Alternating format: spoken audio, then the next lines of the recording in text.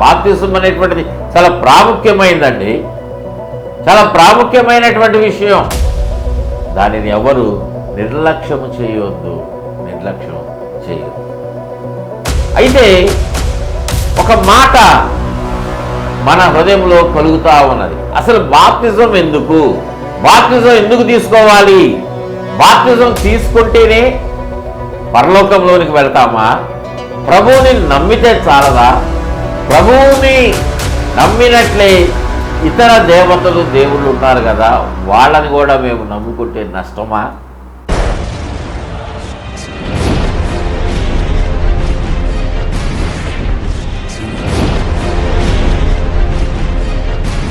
రోమీలకు రాసినటువంటి పత్రిక 6వ అధ్యాయము మొట్టమొదటిగా మనము చూసినట్లయితే 4-5 వచనాలు చదువుకుందాం. 4-5 వచనాలు చదువుతున్నాను. బైబిల్స్ ఉంటే మీరు తీసుకొని చూడండి, చాలా ప్రాముఖ్యమైనటువంటి మాట చదువుతున్నాను, వినండి. కాబట్టి తండ్రి మహిమ వలన క్రీస్తు మృతులలో నుండి ఎలాగో లేపబడెను. ఒక్కొక్క మాట మనము చదువుకుంటూ ధ్యానం చేసుకుంటూ ముందుకు వెళదాం, మనకు క్లియర్గా అర్థమవుతాయి దేవుని యొక్క మాటలు. జాగ్రత్తగా వినండి. దేవుని యొక్క మహిమను బట్టి, తండ్రి యొక్క మహిమను బట్టి క్రీస్తు మృతులలో నుండి ఎలాగూ లేపబడెను. అంటే క్రీస్తు ఎలాగూ లేపబడెను అనేటువంటి మాట ప్రకారంగా క్రీస్తుని దేవుడు లేపినటువంటి వాడుగా ఉన్నాడు. అంటే యేసుక్రీస్తు దేవుడు కాడు అని అర్థం కాదు ఈ మాటకు. దేవుడు లేపినటువంటి వాడుగా ఉన్నాడు, దేవుని చేత లేపబడ్డాడు. అంటే ఆయన మానవునిగా ఈ లోకంలో ఉన్నాడు. నీవు నేను ఎలాగా శరీరాన్ని ధరించుకొని ప్రాణముతో ఈ లోకంలో ఉన్నామో, ఆయన కూడా మనలాంటి రీతిగానే ఆయన ఈ లోకంలో జన్మించాడు, జీవించాడు, మరణించాడు. అటువంటి యేసయ్యను దేవుడు లేపినటువంటి వాడుగా ఉన్నాడు. అర్థమైంది కదా? క్రీస్తు మృతులలో నుండి ఎలాగూ లేపబడెనో అలాగే మనమును నూతన జీవము పొందినవారమై, నడుచుకొనున్నట్లు. అంటే మనకు ముందుగా ప్రభు అయినటువంటి యేసుక్రీస్తు వారు ఒక మాదిరిని చూపించారు. మనకు ముందుగా ప్రభు అయినటువంటి యేసుక్రీస్తు వారు తను జీవించినటువంటి జీవితమును, దానిని బట్టి మీరు కూడా ఇలా నడవండి అని తను నడిచి చూపించాడు. ఆయన దేవుడండి, ఆయనకు పాపం చేయకపోవడం ఆయనకు తెలుసు. శోధనలను ఆయన జయించగలడు, ఆయన దేవుడని అనుకోవద్దు. ఆయన మానవుడుగానే ఉన్నాడు. దేవుని స్వరూపమును ఆయన విడిచిపెట్టి మానవునిగా ఈ లోకంలోకి వచ్చి సాధారణమైన జీవితాన్ని జీవించాడు కదా. ఆయన కూడా ఆకలి కొన్నాడు, ఆయన కూడా దప్పిక కొన్నాడు, దాహం తీర్చుకున్నాడు. ఆయన కొట్టినప్పుడు కూడా మన నుండి మనకు గాయమైతే ఎలాగ రక్తం వస్తుందో, ఎర్రటి రక్తం వస్తుందో, ఆయన శరీరంలో నుండి కూడా ఈ రక్తమే వచ్చింది. ఆ రక్తం కూడా ఎర్రని రంగులోనే ఉంది. బొద్దింక రక్తము తెల్లగా ఉంటుంది, మన రక్తం ఎలా ఉంటుంది? ఎర్రగా ఉంటుంది, హిమోగ్లోబిన్ అనేటువంటిది ఉండటం వలన. ప్రియ దేవుని బిడ్డలారా, ఆయన కూడా కన్నీరు విడిచినటువంటి వానిగానే ఉన్నాడు. మరణం అంటే ఆయన కూడా మీ చిత్తమైతే ఈ గిన్నె నా యొద్ద నుండి తొలగించు ప్రభువా అని దేవునికి ప్రార్థన చేసినటువంటి వాడుగా కూడా ఉన్నాడు కదా. ఆయన కూడా ఎంతో శ్రమను, బాధను, దుఃఖమును ఎంతగానో అనుభవించినటువంటి వాడుగా ఉన్నాడు. ఆయన అట్టి రీతిగా ఉన్నాడు కనుకనే ఆయన మనకు మాదిరిగా అనేకమైనటువంటి పనులను చూపించి మీరు కూడా ఇలాగా జీవించండి అని ఒక మంచి మార్గాన్ని మన ముందు నిలిపి ఉంచినటువంటి వాడుగా ఉన్నాడు. దేవునికి స్తోత్రం చెల్లిద్దాము. హల్లెలూయా. ప్రియ దేవుని బిడ్డలారా, అట్లాగా ఆయన మనము నూతన జీవము పొందుకోవాలి. మనం నూతన జీవం పొందుకోవాలంటే ఎలా నడవాలి? యేసయ్య ఎలాగ నడిచినటువంటి వాడుగా ఉన్నాడో, యేసయ్య ఏ జీవితాన్ని జీవించినటువంటి వాడుగా ఉన్నాడు. ఆయన ఈ లోకములో జీవించినటువంటి ప్రతి దినము, ప్రతి అడుగు, ప్రతి ఆలోచన దేవునికి ఇష్టమైనటువంటిదిగా, ఇష్టానుసారముగా ఆయన జీవించాడు కాబట్టి ఆయన అంగీకరించబడ్డాడు. ప్రియా దేవుని బిడ్డలారా, ఆయన అంగీకరించబడ్డాడు అంటే దేవునికి ఇష్టమైనటువంటి కార్యాలు ఆయన జీవితంలో జరిగినాయి కదా. అందుకొరకే ఇక్కడ అంటున్నటువంటి మాట, మనమందరము కూడా అలాగుననే నూతన జీవము పొందిన వారముగా నడుచుకోవాలి. మనం నూతన జీవము అనేటువంటిది మనలోనికి ఎప్పుడు వస్తుంది అంటే పుట్టుకతోటి రాదు. ఎందుకంటే పుట్టుకతో మనం అందరం కూడా పాపలము. ఈ లోకములో మనము పరిశుద్ధముగా జీవించవచ్చేమో తప్పు చేయకుండా, కానీ మనము జన్మతః మనం పాపములో ఉన్నామనేటువంటి సత్యాన్ని మనం గుర్తించాలి. తల్లిదండ్రుల కలయిక ద్వారా మనము తల్లి గర్భములో మనము పిండముగా ఏర్పాటు చేయబడి లోకములోనికి జన్మించాం కదా. అంటే తల్లిదండ్రుల నుండి మనం వచ్చినటువంటి వారంగా ఉన్నాము కాబట్టి మన జన్మకు కారణము మానవులు కాబట్టి ఆ స్వభావము మనలో ఉంటుంది కనుక మనం పాపులమే. పుట్టుకతోటే మనం పాపులం.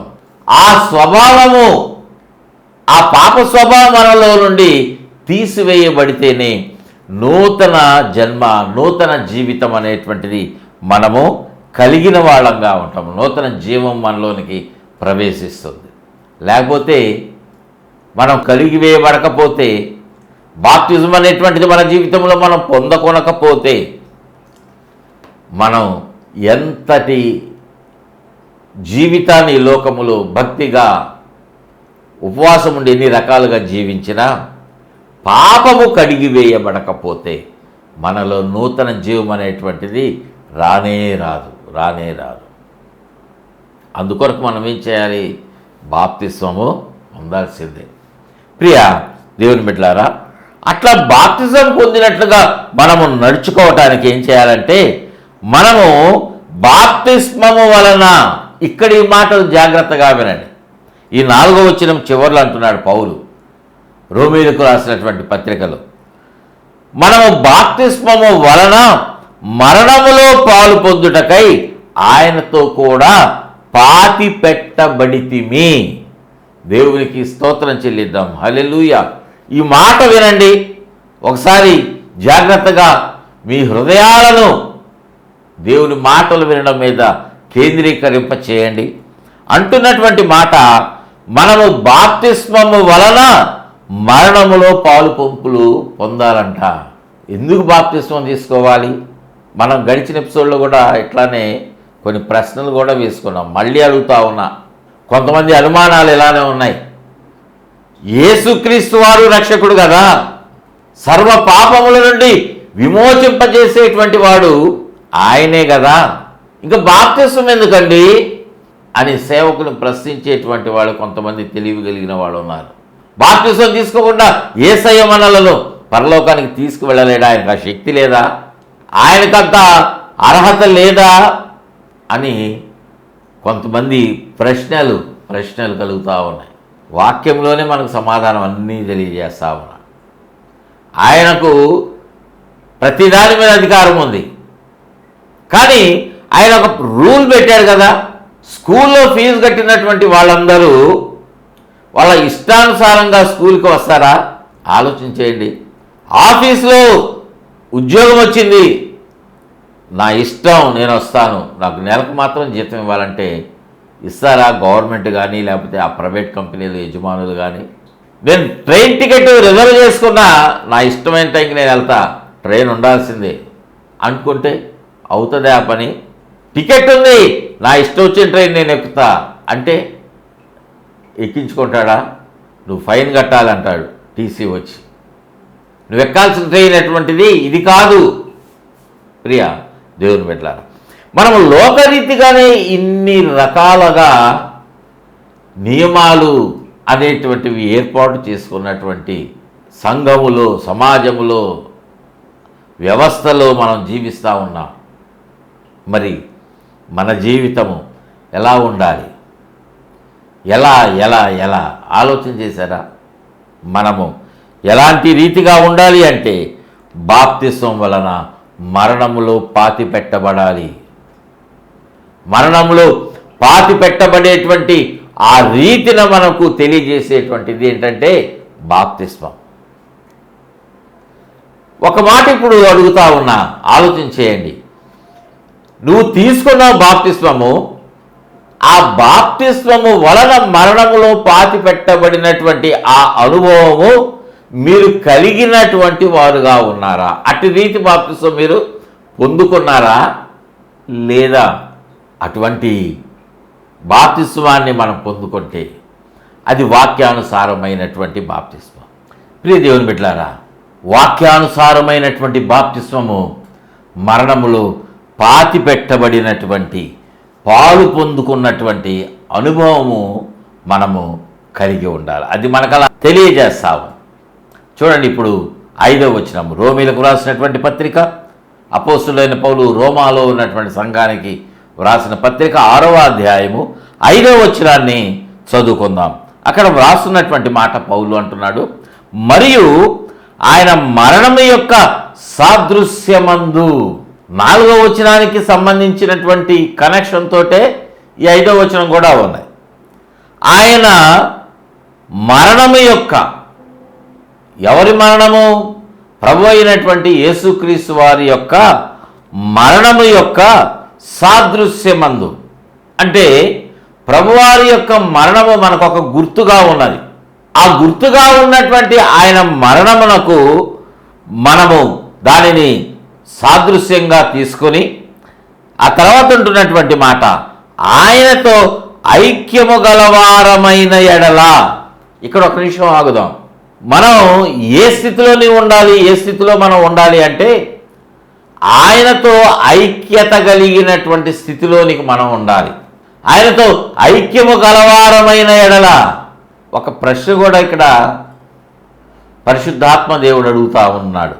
నీవు దేవుని సన్నిధిలో చాలా మంచి భక్తునిగా ఉన్నావు, భక్తురాలిగా ఉన్నావు, విశ్వాసరాలుగా విశ్వాసిగా ఉన్నావు, పరిచర్య కూడా చేస్తూ ఉన్నావు, పాటలు పాడుతూ ఉన్నారు, గాన పరిచర్య, ఆర్కెస్ట్రా, కీబోర్డ్ ప్లే చేస్తూ ఉన్నారు, ప్యాడ్స్ వాయిస్తూ ఉన్నారు, ఫ్లూట్ వాయిస్తూ ఉన్నారు, రకరకాల ఇన్స్ట్రుమెంట్స్ ఉన్నాయి కదా, అవన్నీ ప్లే చేస్తూ ఉన్నారు పరిచర్యలోనే.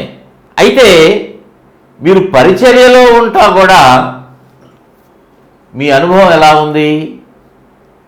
మీరు ఆయనతో ఐక్యము కలిగినటువంటి వారుగా ఉన్నారా? మీ నడక ఎలా ఉంది? మీ జీవితం ఎలా ఉంది? వాక్యం ఏమంటా ఉన్నది? ఆయనతో ఐక్యము గలవారమైన ఎడల. మనము ఆయనతోటి కలిసినటువంటి అనుభవంలో మనం ఉండాలి. ఐక్యమైనటువంటి ఆ అనుభవంలో నువ్వు కలిగినటువంటి వారుగా ఉండాల్సిందే. మనం అనుకోవచ్చు, నాకు చాలా ఇష్టమండి దేవుడు అంటే, చాలా మంచిది, దేవుడు నిన్ను ఆశీర్వదించునుగాక. నాకు దేవుని సన్నిధిలో ఉండటం చాలా ఇష్టమండి, ప్రార్థన చేయడం ఇష్టం, ఆయన మాటలు వినడం కూడా ఇష్టం, ఆయన సన్నిధిలో ఆయనను కీర్తిస్తూ స్తుతిస్తూ కీర్తన పడటం చాలా ఇష్టం. అన్ని విషయాలు దేవుడు ఆశీర్వదిస్తాడు మనల్ని, మిమ్మల్ని.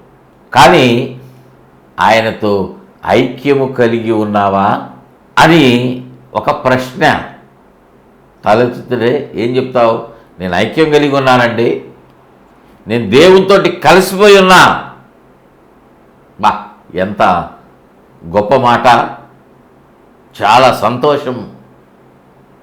ఇక్కడ ఒక క్వశ్చన్ మరలా అడుగుతా ఉన్నా.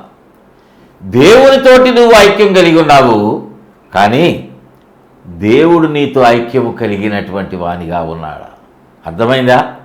నువ్వు దేవునితోటి ఐక్యము కలిగినటువంటి మనస్సును, ఆయనతో నడుస్తున్నటువంటి అనుభవాన్ని నువ్వు కలిగి ఉన్నావు, కానీ దేవుడు నీతో నడుస్తున్నాడా? ఆయన కూడా ఇదే స్టేట్మెంట్ ఇచ్చేటువంటి ఆ స్థితిలో ఉన్నాడా? అదేంటి, రెండుకి తేడా ఉందా? ఎస్ ప్రియ దేవుని బిడ్డలారా, చాలా తేడా ఉంది. నువ్వు దేవునితో నడుస్తున్నావు, కానీ దేవుడు ఎప్పుడు నీతో నడుస్తాడు? ఆయనంటే నీకు ఇష్టం కాబట్టి, ఆయన ఆశీర్వాదం పొందుకోవాలి కాబట్టి, ఆయన దీవించాలి కాబట్టి, ఆయన ఆరోగ్యాన్ని ఇస్తాడు, ఆయన ఐశ్వర్యాన్ని ఇస్తాడు, నీ కుటుంబాన్ని ఆశీర్వదిస్తాడు, నీ బిడ్డలను, నీ యొక్క బిడ్డలను, మనవ సంతానాన్ని, రాబోయేటువంటి తరములన్నింటినీ ఆశీర్వదించేవాడు ఆయనే గనుక నువ్వు ఆయనతో కలిసి నడుస్తున్నావు. కానీ ఆయన నీతో కలిసి నడవాలంటే నీ నుండి ఆయనకు ఇష్టమైనటువంటిది ఏదో ఒకటి చూడాలి కదా, నువ్వు కలిగి ఉండాలి కదా. దేవుని సన్నిధికి రావటానికి ఇష్టపడట్లా నువ్వు. ఒకవేళ దేవుని సన్నిధికి వస్తే మందిరానికి ఆదివారం ఆరాధనలో, విజ్ఞాపన ప్రార్థనల్లో, ఉపవాస ప్రార్థనల్లో ఏ టైంకి వెళ్తున్నావు నువ్వు మందిరానికి? ఏ టైంకి చర్చికి వెళ్తున్నావు? 8 గంటలకు చర్చ్ అంటే, 10ంటికి చర్చ్ అంటే, 10ంటికి నిద్రలేసి 11 గంటలకు వెళ్తే ఆయనతో నువ్వు నడుస్తున్నావంటే దేవుడు నమ్ముతాడా? ఆయనతో నువ్వు అడుగులు వేయగలుగుతున్నావు? అసలు ప్రార్థన చేయమంటే బద్ధకము, దేవుని యొక్క వాక్యం పట్టుకుంటే నిద్ర వస్తుంది, ఇక ఎలాగ నువ్వు నడుస్తున్నావని ఆయన అనుకుంటాడు. ప్రియ దేవుని బిడ్డలారా, మనం కానుకలు ఇస్తే లక్షల రూపాయలు మందిరానికి మనము పరిచర్యకు కానుకలుగా సమర్పిస్తే వాటిని చూసి ఆయన సంతోషించేవాడు కాదు. వాటిని చూసి ఆయన ఆనందించి నీ మీద ఆశీర్వాదాలు కుమ్మరించేటువంటి వాడు కాదు. నీతో నడిచేటువంటి వాడు కాదు. నిన్ను ఐక్యమైపోయి నిన్ను దీవించేటువంటి వాడు కాదు. ఆయన కూడా నీతో ఐక్యమైనటువంటి అనుభవంలోనికి నువ్వు రావాలి. చూడండి, అక్కడ వ్రాయబడినటువంటి మాట, ఆయన మరణము యొక్క సాదృశ్యమందు ఆయనతో ఐక్యము గలవారమైన ఎడల.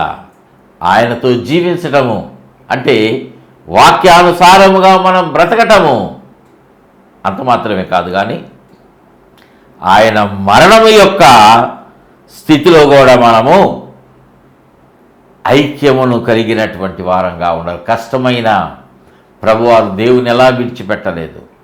నష్టమైన, శ్రమలైన, ఇరుకులైన, ఇబ్బందులైన ఎలాగా దేవుడు ప్రభు అయినటువంటి యేసుక్రీస్తు వారు తన తండ్రిని, దేవుని విడిచిపెట్టకుండా దేవుని ఇష్టానుసారముగా, చిత్తానుసారముగా ఎలాగ నడిచాడో అట్లాగ మనం నడవాల్సిందే.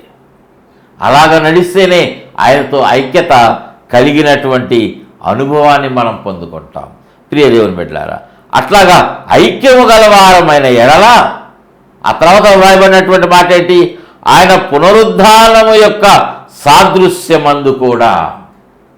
దేవునికి స్తోత్రం చెల్లిద్దామా? హల్లెలూయా. ఆయన పునరుద్ధానం యొక్క ఆ శక్తిలో కూడా మనం ఏం చేయాలి? మనము పాలు పొందాలి. అంటే ఆయనతో పాటు చనిపోయినటువంటి అనుభవము, పాపములో మనము మరణించి దేవునితో పాటు తిరిగి లేచేటువంటి అనుభవంలో మనం ఉండాలి. 5వ వచనంలో అక్కడ మాట్లాడుతున్నటువంటి మాట, పునరుద్ధానం యొక్క సాదృశ్యమందు ఆయనతో ఐక్యము గలవారమై ఉందుము. ఐక్యము గలవారమై ఉందుము. ఎప్పుడైతే మనము ఆయన యొక్క మరణము యొక్క సాదృశ్యములో ఐక్యత పొందినటువంటి స్థితిలో ఉంటామో, ఆయన పునరుద్ధానములో కూడా మనము అట్టి రీతిగానే సాదృశ్యముగా కనిపించేటువంటి జీవితాలు మనం కలిగి ఉంటాం. ప్రియ దేవుని బిడ్డలారా, అట్లాంటి జీవితాన్ని మనము చూపించేటువంటి బాప్తిస్మాన్ని మనము పొందుకోవాలి. ప్రియ సహోదరుడా, ప్రియ సహోదరి, అలాంటి బాప్తిస్మము మనం పొందుకోవాలి అనేటువంటిది మనకు నిర్ధారణ అయింది కదా. ఇంతకు ఆ బాప్తిస్మము మనం లోకంలో చూస్తున్నామా? ఇస్తున్నారా? అంటే కొన్ని సంఘాల్లోనేమో ఎవరిని నేను విమర్శించట్లా, వాక్యానుసారంగా మాట్లాడుతూ ఉన్నా. ఏ సంఘాన్ని విమర్శించటంలా, వాక్యానుసారంగా మనం బాప్తిజం తీసుకోవాలనేటువంటి మాటను దేవుడు నాకు ఇచ్చినటువంటి జ్ఞానమును బట్టి మీతో మాట్లాడుతూ ఉన్నా. కొన్ని సంఘాల్లో చిలకరింపు బాప్తిజం జరుగుతూ ఉంది. కొన్ని సంఘాలలో వాళ్ళ ఆచారాల ప్రకారము ఏదో జెండా క్రింద బాప్తిజం అనేటువంటిది ఇవ్వటం జరుగుతూ ఉంది. మరి కొన్ని సంఘాలలో కాలవల్లోనూ నదులలోనూ, అంటే ప్రవహిస్తున్నటువంటి కాలవ, లేకపోతే సముద్రాలలో నదులలో అక్కడ తీసుకువెళ్ళి నీటిలో ముంచి లేపి బాప్తిసం ఇస్తూ ఉన్నారు. మనకు పరిచయమైనటువంటి బాప్తిస్మం. మనం బాప్తిసం అనేటువంటిది అసలు ఎట్లా తీసుకోవాలి అనేటువంటిది ప్రాముఖ్యమైన మాట. అపోస్తల కార్యముల గ్రంథం 2వ అధ్యాయము 38వ వచనంలో పేతురు భక్తుడు అంటా ఉన్నాడు, మేము బాప్తిజం ఎలా పొందాలి అని. ఆ మేడగదిలో ఉన్నటువంటి వారు, నూతనంగా చేర్చబడినటువంటి వారు, నూతనంగా వచ్చినటువంటి వారు, పేతురు యొక్క బోధ విన్నటువంటి వారు, యేసుక్రీస్తు వారు యొక్క జీవితాన్ని గురించి పేతురు అక్కడ మాట్లాడినటువంటి మాటలను బట్టి, పరిశుద్ధాత్మ దేవుడు అక్కడ తెలియజేసినటువంటి, పేతురు ద్వారా తెలియజేయబడినటువంటి ఆ వర్తమానమును బట్టి వాళ్ళు అడుగుతున్నారు, మేమేం చేయాలి అంటే, వాళ్ళు అంటున్నారు, మారు మనస్సు పొంది పాప క్షమాపణ నిమిత్తము మీరు బాప్తిస్మం పొందండి. ఆ మాటలే వ్రాయబడ్డాయి కదా అపోస్తల కార్యముల గ్రంథము 2వ అధ్యాయం 38వ వచనంలో. మొట్టమొదట చేయాల్సినటువంటి పని మారు మనసు పొందాలి. చిన్న బిడ్డలకు, పసిపిల్లలకు బాప్తిసం ఇస్తూ ఉన్నారు, క్రిజనింగ్ అంటారు. వాళ్ళకి చిలకరింపు బాప్తిసం ఇస్తారు. వాళ్ళకు అసలు పాపం అంటే తెలుసా? లోకంలో మేమున్నాము, పాపంతో కూడినటువంటి లోకంలో అని ఆలోచన వాళ్ళకు తెలుసా? బాప్తిసం అంటే తెలుసా? ఎందుకు వాళ్ళకి ఆ రీతిగా తీసుకుంటున్నారో ఇస్తున్నారో తెలుసా? తెలియదు కదా. వాళ్ళు ఇంకెప్పుడు మారు మనసు పొందుకుంటారు? బాప్తిజం పొందాలంటే మారు మనసు పొందాలని లేఖనం చెప్తాము. మరొక మాట, వారు బాప్తిజం అనేటువంటిది ఎలా ఉండాలి అంటే క్రీస్తు యొక్క మరణ పునరుద్ధానములకు సాదృశ్యంగా ఉండాలని మనము రోమీలకు రాసినటువంటి పత్రిక 6వ అధ్యాయం 4-5 వచనాల్లో మనం చదువుకున్నాం. ఒకవేళ ఇప్పుడే మీరేమైనా టీవీ ఆన్ చేసి ఈ ప్రోగ్రామ్ స్టార్ట్ చేస్తే చూడండి, మీకు అర్థమవుతుంది ఆ వచనాలు. మనము క్రీస్తు యొక్క మరణ పునరుద్ధానములు అక్కడ ఎలాగ జరగట్లేదు కదా, దానికి గుర్తుగా ఏ అంశం కూడా జరగల, నీటిని వాళ్ళ మీద చల్లుతూ ఉన్నారు, అయిపోయింది. కాబట్టి అది దేవుని యొక్క వాక్యమునకు విరోధమైనటువంటి అంశముగా ఉన్నది అనేటువంటిది స్పష్టమవుతాం. అయితే అనుకోవచ్చు, వాడు వయసు వచ్చిన తర్వాత వాళ్ళకి కన్ఫర్మేషన్ ఇస్తున్నామండి. యేసుక్రీస్తు వారు కూడా చిన్నప్పుడు మందిరంలోనే తీసుకువెళ్ళి బాప్తిజం పొందారు కదా, అట్లాగా ఆ తర్వాత ఆయన యవ్వన ప్రాయంలో మరలా బాప్తిజం తీసుకున్నాడు కదా అని అనుకోవచ్చు. కానీ మనకు అంత అవసరం లేదు. వాక్యానుసారముగా మారు మనసు పొంది బాప్తిజము పొందాలి. మరి కొంతమంది ఏదో కొన్ని ఆజ్ఞలు చెప్పి వాళ్ళతోటి కొన్ని ప్రమాణాలు చేపించి ఏదో జెండా క్రిందనో ఏదో చేస్తూ ఉన్నారు. అది అసలు దానివల్ల ఉపయోగం లేదు. దాని గురించి మనం ఆలోచన చేయడం కూడా అవసరం లేదు. మరొకటి, కొన్ని సంఘాల్లో, దాదాపుగా అన్ని సంఘాల్లో ఇస్తున్నటువంటిది ఏంటంటే నీటిలో ముంచి వారిని లేపి బాప్తిస్మము ఇస్తూ ఉన్నారు. అవును కదా. ఇది దేనికి సాదృశ్యంగా ఉందంటే మనము చదివినటువంటి ఈ రోమాలో ఉన్నటువంటి సంఘానికి ప్రభు వ్రాయించినటువంటి ఆ లేఖల్లో 6వ అధ్యాయం 4-5 వచనాలు ఇందుకు సాదృశ్యంగా కనిపిస్తూ ఉన్నాయి. వారిని నీటిలో ముంచుతూ ఉన్నారు. ముంచడం అంటే బ్యాప్టిజో అనేటువంటి ఆ గ్రీకు పదానికి అర్థం కదా ప్రియ దేవుని బిడ్డలారా. ఆ అర్థమును బట్టి ముంచటంలా వాక్యానుసారముగా ప్రభువారు ఎలా ఉన్నారు, నీటిలో ఆయన ముంచి లేపబడినటువంటి బాప్తిస్మాన్ని ఆయన తీసుకున్నారు.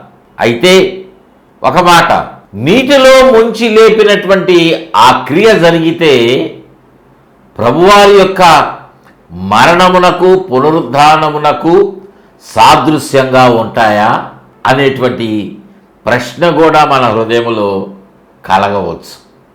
ప్రియ దేవుని బిడ్డలారా, ఖచ్చితంగా ఉంటాయి. ఎందుకంటే మనము బాప్తిజం పొందేటువంటి సమయంలో నీటిలో ముంచబడుతున్నాం, నీటిలో ముంచి లేపుతున్నారు దైవ సేవకులు. అంటే నీటిలో ఉంచిన తర్వాత కొంత సమయము, ఎన్నో నిమిషాలు కాదు, 1-2 సెకండ్లైన నీళ్లలో మనం ఉంటున్నాం, మరలా మనల్ని పైకి తీస్తూ ఉన్నారు. అది దేనికి సాదృశ్యంగా ఉంది? మనము చనిపోయినటువంటి ఆ యొక్క అనుభవాన్ని తెలియజేస్తూ ఉంది.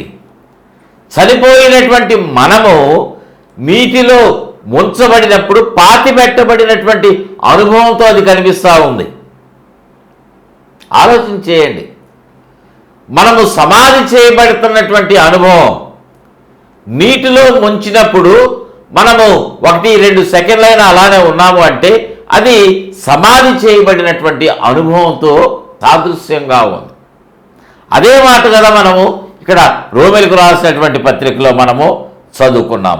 మనం బాప్తిస్మం వలన మరణములో పాలు పొందుటకై, అంటే మనం మరణించినటువంటి దానికి మనము పాలుభాగస్సులమయ్యాము, పాలు పంపులు పొందాము, సాదృశ్యంగా ఉన్నది. అది మరలా మనము తిరిగి లేచినప్పుడు, నీటిలోంచి లేచినప్పుడు అది మనం పునరుద్ధానం చెందటానికి గుర్తుగా ఉన్నది. దేవునికి స్తోత్రం చెల్లిద్దాం. హల్లెలూయా, హల్లెలూయా. ప్రియ దేవుని బిడ్డలారా, ఇది వాక్యానుసారముగా ఉన్నటువంటి బాప్తిసం. మనం నీటిలో ముంచి దైవ సేవకులు మనల్ని తిరిగి లేపినప్పుడు అది వాక్యానుసారమైనటువంటి బాప్తిస్మం. ఇది చిన్నపిల్లలకు మనము, అనగా పుట్టినటువంటి వారికి, నెలల్లోపు ఉన్నటువంటి వారికి మనం ఇవ్వం. ఎందుకు అంటే వారికి ఆ సమయమున ఏమీ తెలియదు, వారికి పాపక్షమాపణ తెలియదు, అనుభవం అనేటువంటిది ఏమీ కూడా తెలియదు.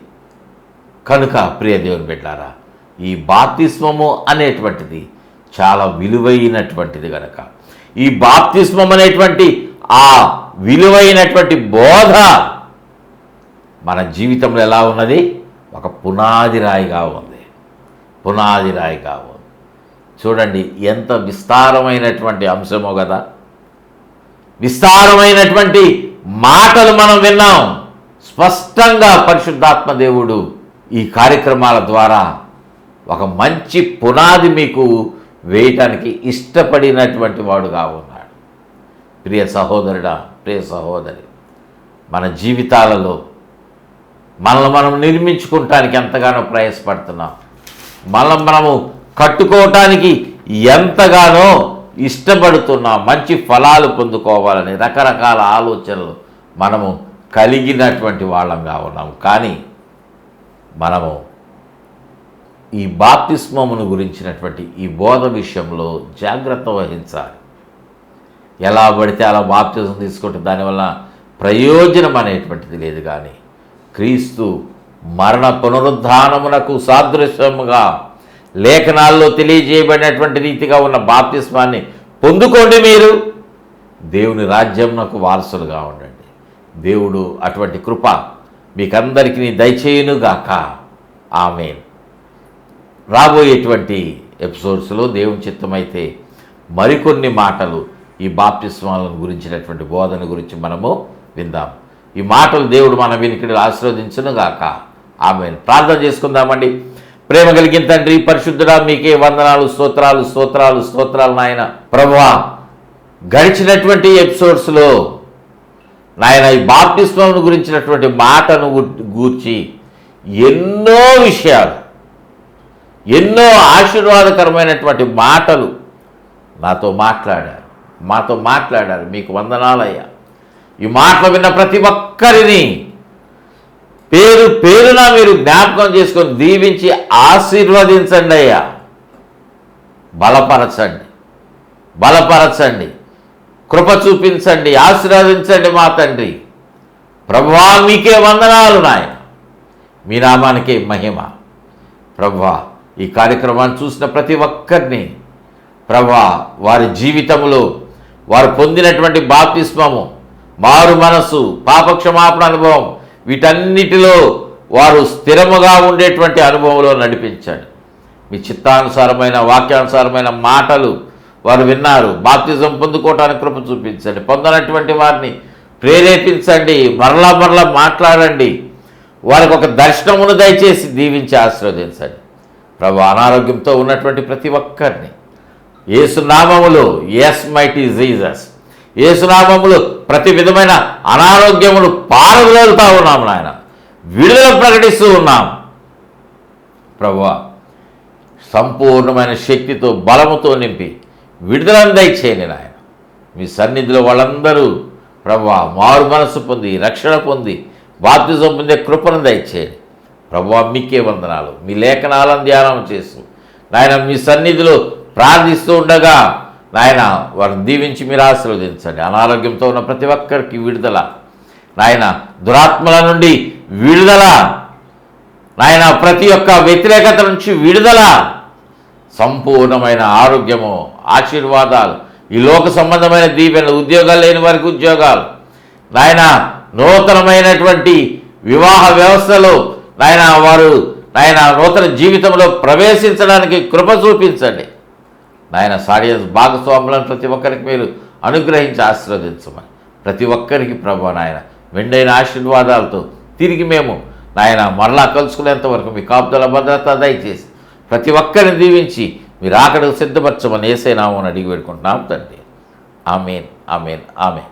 తండ్రి దేవుని ప్రేమ, ప్రభువుని రక్షకుడైన యేసుక్రీస్తు వారి కృప, పరిశుద్ధ ఆత్మదేవుని యొక్క అన్యాయమైన సన్ని సహవాసం సదాకాలం తోడుగా ఉండి నడిపించి బలపరిచి వర్ధిల్ల చేయునుగాక. Amen, amen, amen. God bless you all.